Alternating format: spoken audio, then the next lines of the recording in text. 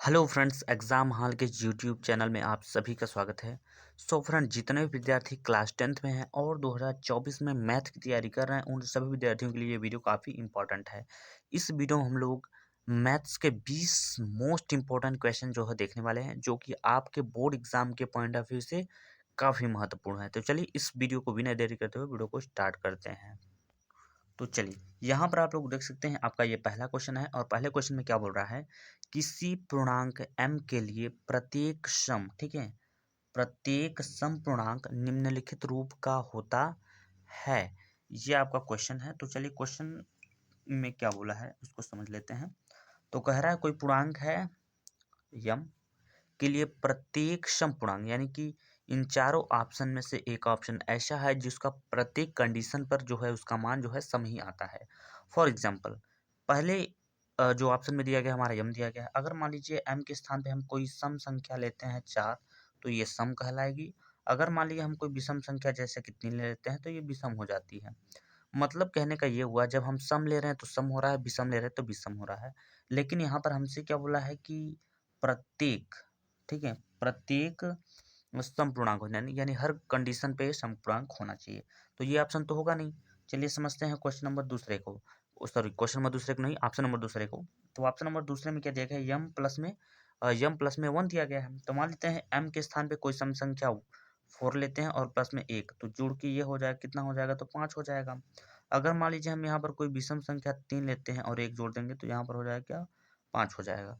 तो यहाँ पर जब हमने लिया सम तो ये दे रहा है हमें विषम, और जब हमने लिया विषम तो ये दे रहा है सम, अर्थात ये भी आपका ऑप्शन नहीं होगा। तीसरे ऑप्शन पे आइएगा तो यहाँ पर 2m लिखा है, मतलब 2 कुछ से तो हमें कोई मतलब नहीं, इसको जो है लिखेंगे। यम के स्थान पे कोई सम संख्या पहले लेते हैं 4, तो यहाँ पर बना रहा है 4 दूना का 8। मान लीजिए अगर यहाँ पर इसके स्थान पे हम ले रहे हैं यम के स्थान पे 3, और इस ये 2 है तो 2 लिखेंगे, तो 2 तिहाई 6 हो जाएगा। यानी कहने का मतलब यहाँ पे दोनों का जब हमने सम लिया तो भी सम आ रहा है, विषम लिया तो भी सम ही आ रहा है। तो कहने का मतलब ये हो जाएगा कि आपका ऑप्शन नंबर यहाँ पर जो थर्ड वाला है वो करेक्ट ऑप्शन हो जाएगा। आप चाहें तो चौथे वाले ऑप्शन को चेक कर सकते हैं, ठीक है। तो चलिए समझते हैं क्वेश्चन नंबर दूसरे को। क्वेश्चन नंबर दूसरे में दिया गया है, यदि 65 और 117 के HCF 65 माइनस 117 के रूप में व्यक्त किया जा सकता है तो यम का मान ज्ञात कीजिए। तो यहाँ पर देखिए यम का वैल्यू हमसे पूछ रहा है, तो चलिए इस क्वेश्चन को अच्छे से समझ लेते हैं, ठीक है। तो चलिए क्वेश्चन में सबसे पहले जो आपका 65 और 117 दिया गया है, इसका निकाल लेते हैं HCF। तो यहाँ पर लिखते हैं, आप 65 लिख दीजिए यहाँ पर, ठीक है। अब 65 को अगर तोड़ेंगे दो भागों में तो 5 और गुणे में हो जाएगा यहाँ पर 13 हो जाएगा, क्योंकि 13 पचा 65 होता है। अब 117 को अगर हम तोड़ेंगे तो कितनी बार, 9 से काटेंगे कितनी बार में, 13 बार में, 13 नवैया 117 होता है। तो यहाँ पर HCF की अगर हम बात करें तो यहाँ पर जो HCF हमारा निकल के आएगा वो निकल के आएगा 13, क्योंकि HCF का मतलब होता है जो दोनों संख्या में हो। तो कहने का मतलब HCF हमारा कितना हो जाएगा, 13 हो जाएगा। HCF जब हमने ज्ञात कर लिया तो आगे कह रहा है 65 या माइनस 117 के रूप में व्यक्त किया जाता है, यानी इसका HCF जो है इसके रूप में व्यक्त किया जाता है। तो कहने का मतलब ये हुआ कि अब आपको लिखना होगा 13 के बराबर में लिखना होगा किसको, 65, ठीक है, यम, और माइनस में 117 लिखना होगा इस तरीके से। 117 को पंचांतर कर दीजिए 13 के साइड में, तो यहाँ पर 13 पहले से है और ये जो 117 आएगा ये हो जाएगा आपका प्लस में 117, इक्वल टू में यहाँ पर हो जाएगा, क्या हो जाएगा यहाँ पर 65, साथ में यम हो जाएगा। इस इन लोगों को जोड़ेंगे तो यहाँ पर 7 और ये 3, 7 और 3 होता है 10, 10 का जीरो हासिल लगा, 1 हो जाएगा, 1 और 1 2, 2 और 1 हासिल था यहाँ पर, तो 3 हो जाएगा यहाँ पर, और यहाँ पर हो जाएगा क्या, 1 हो जाएगा, ठीक है। और इक्वल टू में यहाँ पर हो जाएगा तो 65 और यम हो जाएगा। अब हमें यम की वैल्यू निकालना है तो क्या करेंगे, यहाँ पर लिखेंगे 130 और बटे में ये चला आएगा आपका 65, यहाँ पर नीचे आ जाएगा, इक्वल टू में यहाँ पर यम हो जाएगा। तो इससे काटेंगे 65 से तो ये 2 बार में पूरा पूरा आपका कट जाएगा। तो कहने का मतलब यहाँ पर एम की जो वैल्यू निकल के आएगी वो कितना निकल के आएगी, 2 निकल के आएगी। तो चलिए समझते देख लेते हैं किस ऑप्शन में हमारा दिया गया है 2। तो आप देख सकते हैं ऑप्शन नंबर यहाँ पर दूसरे में दिया गया है, तो ऑप्शन नंबर इसका दूसरा जो है एकदम करेक्ट ऑप्शन हो जाएगा। तो चलिए समझते हैं क्वेश्चन नंबर तीसरे को। यहाँ पर आप लोग देख सकते हैं भाई, यहाँ पर क्वेश्चन नंबर तीसरा दिया गया है। क्वेश्चन नंबर तीसरे में क्या बोल रहा है, एक शून्येतर परिमेय संख्या और एक अपरिमेय संख्या का गुणनफल होता है। इसके कहने का मतलब ये हुआ है कि कोई एक परिमेय संख्या जैसे कि मान लीजिए है आपका 3, ठीक है, और इसका गुणा कराइए आप एक अपरिमेय संख्या से। अपरिमेय संख्या का मतलब रूट में 3 ले लीजिए। तो इसका जब गुणा कराएंगे तो यहाँ पर क्या हो जाएगा, 3 रूट में 3 हो जाएगा। तो ये क्या हो जाएगा, ये भी तो एक अपरिमेय संख्या होगा। तो यानी हम ये बोल सकते हैं सदैव हमारा क्या हो जाएगा, अपरिमेय हो जाएगा। ऑप्शन नंबर इसका जो पहला वाला है वो करेक्ट ऑप्शन हो जाएगा। तो चलिए समझते हैं क्वेश्चन नंबर चौथे को। यहाँ पर आप लोग देख सकते हैं ये आपका दिया गया है क्वेश्चन नंबर चौथा, और क्वेश्चन नंबर चौथे में क्या बोल रहा है, समीकरण, ठीक है, यक्स प्लस वाई का मान दिया गया है 2 और एक्स यहाँ पर माइनस लगा हुआ है और बराबर में क्या है 2 का हल होगा। ये क्वेश्चन देखिए आप दो तरीके से लगा सकते हैं। एक विधि समीकरण विधि होती है, जैसे आप लोग विलोपन विधि से हल कर सकते हैं बिल्कुल आसानी तरीके से, ठीक है। और एक विधि दूसरी वाली क्या विधि होगी, जो हमारा जो ये 4 ऑप्शन दिए गए हैं उन्हीं में से कोई एक ऑप्शन यहाँ पर हम उठाना चालू करेंगे। मान लेते हैं हम पहले ऑप्शन को लेते हैं, तो एक्स का मान 0 रखेंगे, यहाँ हमारा हो गया 0 प्लस वाई की वैल्यू यहाँ पर हम 2 रखेंगे। तो 0 और 2 कितना होता है, तो 2 ही होता है। मतलब पहला कंडीशन तो हमारा पूरा कर रहा है, ठीक है। अगर यहाँ पे देखा जाए तो यहाँ पर x का मान है 0 माइनस वाई की वैल्यू हमने लिया कितना, 2 लिया, तो घटाएंगे तो यहाँ पर क्या आ जाएगा, तब तो ये माइनस में आ जाएगा। मतलब ये ऑप्शन तो बिल्कुल होने वाला नहीं है, क्योंकि यहाँ पर हमारा 2 आ रहा है। तो चलिए समझते हैं question number sorry option number दूसरे को। तो मान लेते हैं x का मान यहाँ पर जब आप रखेंगे 2 तो 2 हो जाएगा यहाँ पर, ठीक है, प्लस y का मान 0, तो 2 0 तो 2 ही हो जाएगा। यहाँ पर 2 भी आ रहा है, यहाँ भी 2 आ रहा है। अब यहाँ पर आ जाइए, तो x का मान है कितना, 2 हमने मान यहाँ पर है x की वैल्यू, तो x रखेंगे 2 माइनस में y की वैल्यू कितना है 0, तो 2 में से जब 0 घटाएंगे तो क्या बचेगा, 2 हो जाएगा। कहने का मतलब आपका ऑप्शन नंबर जो दूसरा है वो कंडीशन को फॉलो कर रहा है, तो ऑप्शन नंबर दूसरा इसका करेक्ट ऑप्शन हो जाएगा, ठीक है। तो चलिए समझते हैं क्वेश्चन नंबर यहाँ पर पाँचवें को। यहाँ पर आप लोग देख सकते हैं क्वेश्चन नंबर पाँचवें में क्या बोल रहा है। क्वेश्चन नंबर पाँचवें में बोल रहा है 144 के अभाज्य गुणनखंडों में, ठीक है, क्या बोल रहा है, 144 के अभाज्य गुणनखंड में अभाज्य गुणनखंडों की घातों का योग ज्ञात कीजिए। यानी अभाज्य गुणनखंडों की यहाँ पर घातों का योग आपसे पूछ रहा है। इसका देखिए बहुत सिंपल होता है। सबसे पहले आप अभाज्य गुणन आपको करना पड़ेगा। कैसे करेंगे, तो मान लीजिए 144 को आप दो भागों में तोड़ते हैं, तो कैसे तोड़ेंगे भाई, पहले इसको तोड़ दीजिए 12 इंटू 12, 12 बार हम 144 होता है। अब ये वाले 12 को अगर हम तोड़ना चाहें इसको, तो क्या सब तोड़ तोड़ सकते हैं, 4 3 12 तोड़ सकते हैं कि नहीं। मतलब कि हम ये तोड़ सकते हैं, ये 12 को तोड़ रहे हैं, तो 2 इंटू 2 इंटू 3, ये इस वाले 12 को हमने इसमें तोड़ा है, फिर इंटू लगा दीजिए। अब इस वाले 12 को जब तोड़ेंगे तो ये भी तो वही टूटेगा, 2 इंटू 2 इंटू, और यहाँ पर हो जाएगा 3। तो यहाँ पर 2 की संख्या देखा जाएगा तो 1 2 3 4 बार 2 है, तो यहाँ पर लिखिए 4, यानी 2 पे पावर 4 हो जाएगा, इंटू 3 को देखा जाए तो एक बार यहाँ पर है, एक बार यहाँ पर है, तो 3 कितनी बार है, 2 बार है। इनकी घातों का जोड़ हमें बोला है, तो 4 और 2 को जोड़ेंगे तो यहाँ पर कितना हो जाएगा, तो 4 और 2 कितना हो जाएगा, तो 6 हो जाएगा। मतलब ऑप्शन नंबर इसका जो चौथा वाला ऑप्शन है वो करेक्ट ऑप्शन हो जाएगा। आई होप आप सभी को समझ में आ गया होगा। अगर आप लोग नहीं समझ पाए हैं तो आप क्या करिएगा, सबसे पहले एलसीएम वाली विधि से आप जो निकालते हैं वहाँ से आप फैक्टर निकाल लीजिएगा। फैक्टर के बाद उसके घातांक को, जो संख्या हमारा प्राप्त होगा उसकी घातांकों का जोड़ कर लीजिएगा, ठीक है। तो चलिए समझते हैं यहाँ पर क्वेश्चन नंबर छठवें को।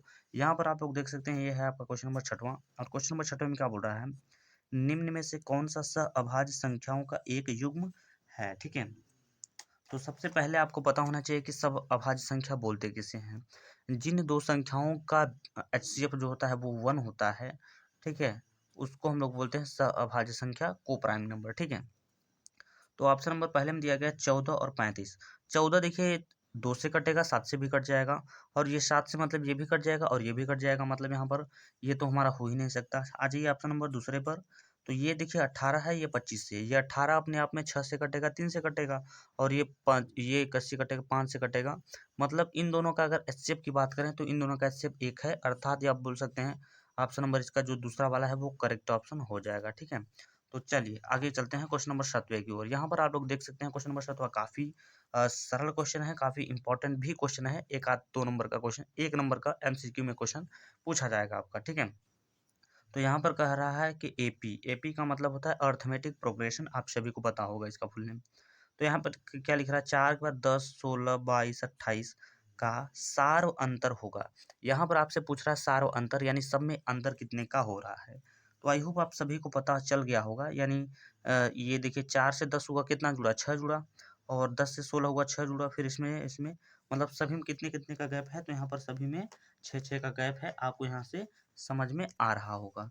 तो इसका जो है ऑप्शन नंबर इसका दूसरा वाला जो है करेक्ट ऑप्शन हो जाए, क्योंकि हमारा अंतर कितने का है, 6 का है, तो ऑप्शन नंबर इसका दूसरा करेक्ट होने वाला है। ठीक है, तो चलिए समझते हैं क्वेश्चन नंबर 8वें को। तो यहाँ पर आप लोग देख सकते हैं क्वेश्चन नंबर 8वां में, क्वेश्चन नंबर 8वां में क्या बोल रहा है, कह रहा है बिंदु -3, 5 की वाई अक्ष से दूरी है। यानी हमसे क्या पूछ रहा है, वाई अक्ष से दूरी पूछ रहा है। तो देखिए हमसे जब भी, देखिए सबसे पहले आपको पता होना चाहिए, जो हमारा पहली वैल्यू होता है उसको हम लोग एक्स एक्स बोलते हैं, और ये होता है वाई एच। ठीक है, तो हमसे क्या पूछा है, वाई अक्ष से दूरी। जब वाई अक्ष से दूरी पूछ रहा है तो आपको आंसर में बताना होगा एक्स अक्ष की, यानी एक्स वाली वैल्यू बताना होगा। जब वाई वाली वैल्यू से पूछा है तो एक्स वाला हमारा आंसर हो जाएगा, यानी कहने का मतलब -3 जो है इस क्वेश्चन का करेक्ट ऑप्शन होने वाला है। तो चलिए समझते हैं क्वेश्चन नंबर 9 को, यानी 9वें को। क्वेश्चन नंबर 9 में क्या दिया गया है, 2x² प्लस में 3x माइनस में यम इक्वल टू में दिया गया 0 का एक मूल -1 है, तो m का मान ज्ञात कीजिए। बहुत सिंपल है क्वेश्चन भाई, इसको चलिए सिंपल तरीके से लगा लेते हैं। तो देखिए हमसे यहाँ पर बोला क्या है, ठीक है, यहाँ पर बोला क्या है, पहले समीकरण में हमसे जो दिया गया है वही लिख लेते हैं।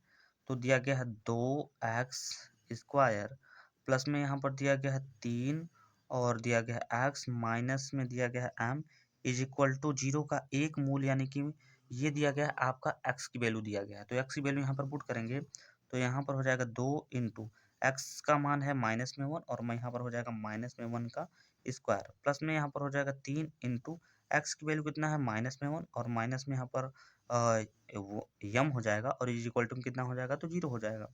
तो यहाँ पर 2 है तो 2 लिखिए, इंटू माइनस में जब 1 का ओवर करेंगे तो ये 1 हो जाएगा, प्लस माइनस माइनस 3 का गुणा 1 में करेंगे तो 3 एक कम 3, माइनस में यहाँ पर यम हो जाएगा, इक्वल टू क्या हो जाएगा, 0 हो जाएगा।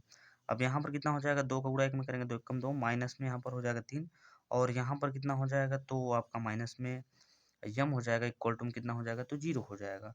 अब देखिए क्या होगा, तो आप 2 में से 3 को घटा नहीं पाएंगे, तो 3 में से 2 घटाएंगे तो 1 बचेगा, और माइनस में यहाँ पर हो जाएगा क्या, यम इक्वल टू हो जाएगा 0 यहाँ पर। इसके बाद देखिए क्या होगा, अब इन दोनों में अगर हम कॉमन लेना चाहेंगे तो माइनस जो है कॉमन निकल जाएगा यहाँ पर। तो कहने का मतलब आप यहाँ पे समझिएगा, माइनस यम को एक साइड रख दीजिए, आप एक को पंचांतर कर दीजिए तो एक प्लस में हो जाएगा। अब यम की वैल्यू निकालना है तो ये माइनस चला जाएगा एक के साइड में, यानी जो हमारा यम की वैल्यू निकला है वो कितना निकला है, तो -1 निकला है। तो चलिए देख लेते हैं किस ऑप्शन में हमारा दिया गया है -1। ठीक है, तो देख सकते हैं -1 हमारा पहले ही ऑप्शन में दिया गया है, तो ऑप्शन नंबर पहला इसका करेक्ट ऑप्शन हो जाएगा। तो चलिए समझते हैं क्वेश्चन नंबर दूसरे को। ठीक है, सॉरी दूसरे को नहीं, 10वें को, क्योंकि ये हमारा 9वां था, अब ये हमारा आ चुका है 10वां, यहाँ पर देख सकते हैं। तो क्वेश्चन नंबर 10वें में हमसे पूछ क्या रहा है भाई, क्वेश्चन नंबर 10वें में कह रहा है सिंपल सा, कह रहा है समीकरण ax b1y, ठीक है, a1x b1y c1 equal to 0 तथा a2x प्लस में b2y और प्लस में c2 इक्वल टू 0 का अद्वितीय हल होगा। ये देखिए फिलहाल एक फार्मूला है, अगर आपको फार्मूला अच्छे से याद होगा अद्वितीय हल का तो आप डायरेक्ट इसका टिक लगा सकते हैं। वैसे देखिए अद्वितीय हल जब भी पूछा जाएगा तो उसका फार्मूला होता है a1/a2 is not equal to b1/b2, अन्य ऑप्शन वर्ष का जो दूसरा वाला है ये सेकंड वाला करेक्ट ऑप्शन हो जाएगा। ठीक है, तो चलिए समझते हैं क्वेश्चन नंबर यहाँ पर 11। क्वेश्चन नंबर 11 में क्या बोल रहा है, कह रहा है दो संख्याओं का योग 8 है और अंतर कितना है, 2 है, तो संख्याएं ज्ञात करिए। ठीक है, क्वेश्चन बहुत सरल है, इसको हम ऑप्शन से ही जो है लगाने वाले हैं। कह रहा है दो संख्याओं का जोड़, तो दो संख्या हमारा है तो 6 और 2 जोड़ेंगे तो 8 हो जाएगा, लेकिन कह रहा है अंतर कितने का होना चाहिए, 2 का होना चाहिए, लेकिन 6 में से आप घटाओगे 2 तो कितना बचेगा, 4 बचेगा, तो ये तो अंतर आपका ज़्यादा हो गया। आप जाइए अब ये ऑप्शन नंबर जो दूसरा है इस पर आ जाइए, तो 5 3 जोड़ने पर 8 हो जाएगा, ये तो कंडीशन पूरा कर रहा है। 5 में से 3 घटाएंगे क्या 2 बचेगा, बिल्कुल 2 बचेगा। तो कहने का मतलब ये हुआ कि इस क्वेश्चन में हमारा जो जो फॉलो कर रहा है हमारे कंडीशन को, वो ऑप्शन नंबर इसका दूसरा जो है फॉलो कर रहा है, तो ऑप्शन नंबर इसका दूसरा जो है करेक्ट ऑप्शन हो जाएगा। तो चलिए समझते हैं क्वेश्चन नंबर यहाँ पर 12 की ओर। यहाँ पर देख सकते हैं क्वेश्चन नंबर 12 में दिया गया है, क्या दिया गया है, यहाँ पर दिया गया है क्या, समीकरण 3x² - 48 = 0 के मूल होंगे। ये हमारा क्वेश्चन में दिया गया है। तो देखिए आपको हल कैसे करना है। तो सबसे पहले यहाँ पर जो 3 है, 3x², इसको आपको लिखना होगा जम करते हो, ये जो 48 है इसको 95 कर दीजिए तो ये हो जाएगा प्लस में हो जाएगा यहाँ पर 48।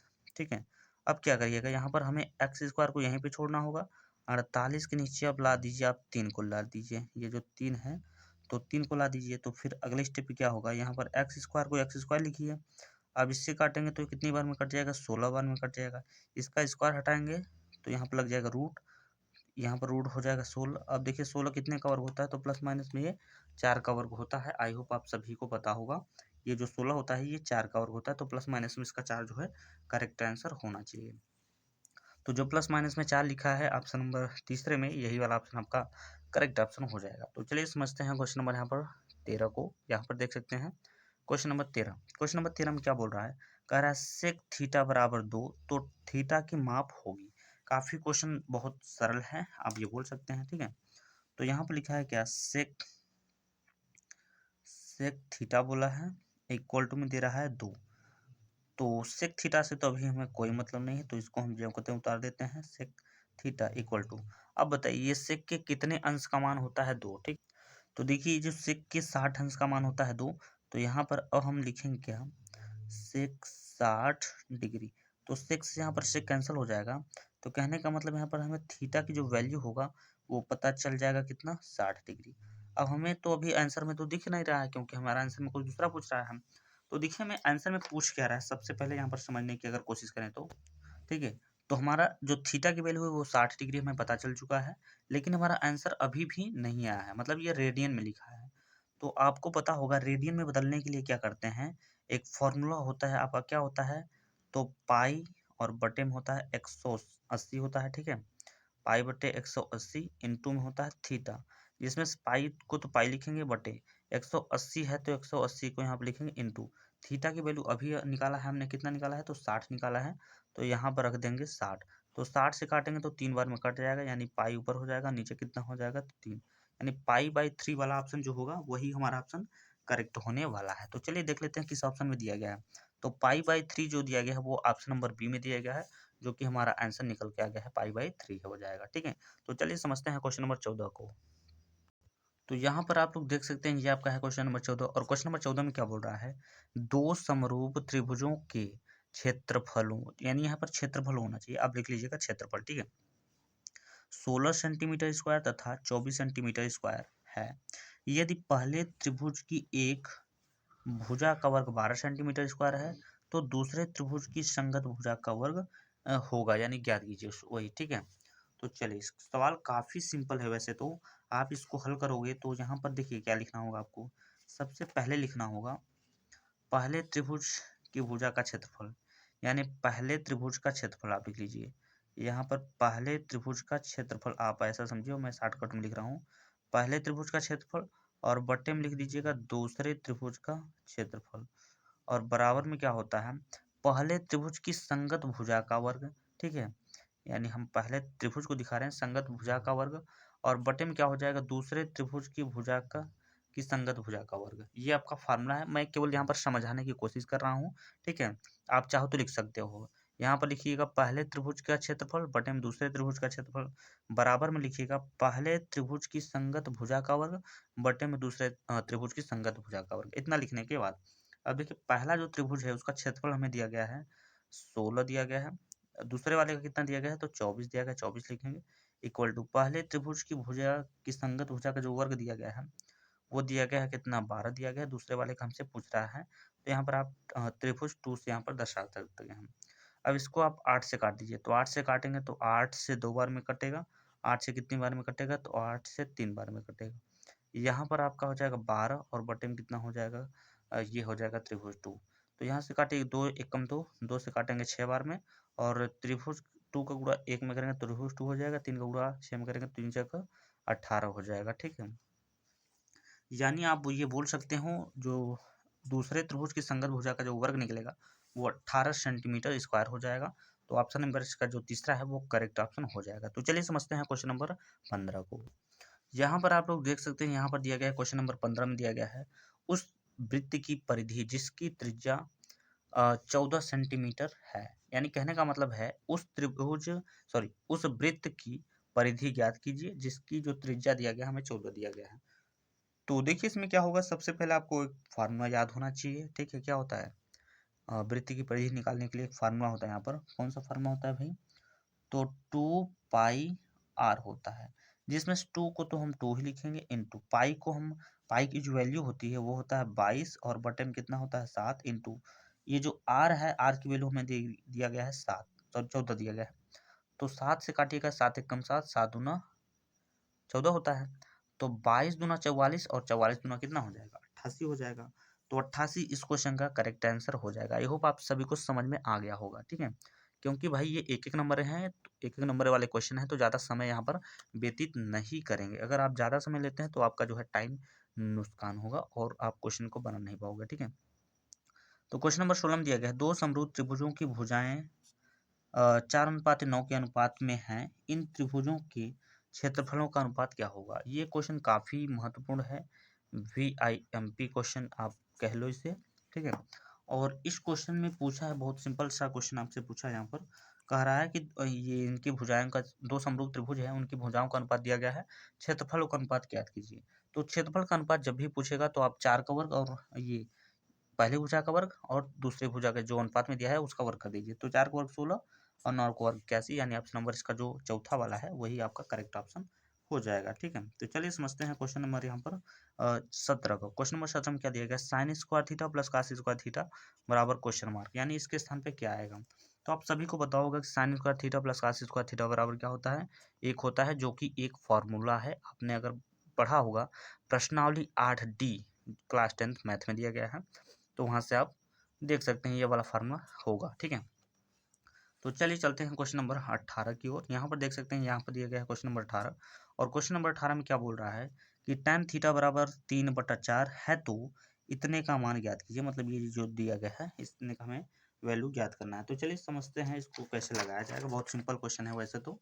ठीक है, सबसे पहले हम क्या करेंगे, जो वैल्यू हमें दिया गया है tan थीटा बराबर दिया गया है, तो यहाँ पर लिख लेते हैं tan थीटा इक्वल टू में दिया गया है यहाँ पर 3 और बटे में 4। देखिए tan थीटा को हम एक रूप में और लिख सकते हैं, क्या किस रूप में, तो साइन थीटा और बटे में कास थीटा के रूप में लिख सकते हैं। ये हमने लिख लिया।